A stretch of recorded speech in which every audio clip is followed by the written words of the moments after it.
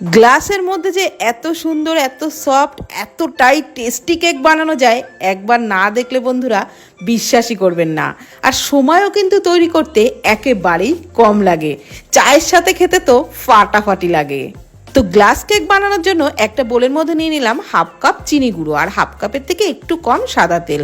চিনি আর সাদা তেল খুব ভালো করে ফেটিয়ে নিলাম। দিয়ে দিলাম 1 কাপ ময়দা, হাফ কাপ সুজি, সামান্য একটু লবণ আর 1 কাপ দুধ। সমস্ত কিছু খুব ভালো করে ফেটিয়ে ঢাকনা চাপা দিয়ে 5 মিনিটের জন্য রেস্টে রেখেছিলাম। 5 মিনিট পর আবারও একটু ফেটিয়ে নিয়ে দিয়ে দিলাম ওর মধ্যে কাজু কিশমিশ কুচি। ভালোভাবে মিশিয়ে নেওয়ার পর দিয়ে দিলাম ছোট 1 চামচ বেকিং পাউডার আর খুব সামান্য একটু বেকিং সোডা। অল্প দুধ দিয়ে সমস্ত কিছু ভালো করে মিশিয়ে ঠিক এই রকম ঘনত্বের ব্যাটারটা তৈরি করে নিলাম।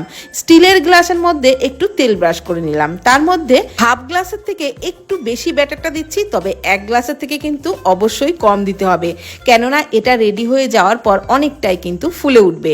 কড়াইয়ের জলের উপরে স্ট্যান্ড বসিয়ে তার উপরে গ্লাস দুটো বসিয়ে মিডিয়াম টু লো ফ্লেমে 15 থেকে 20 মিনিট মতো ভাপিয়ে নিয়েছিলাম। ঠান্ডা করে বের করে নিলাম। তো কত সুন্দর গ্লাস থেকে কিন্তু কেকগুলো বেরিয়ে আসলো। আর যেমন নরম তুলতুলে হয়েছিল তেমনই কিন্তু দারুণ টেস্ট।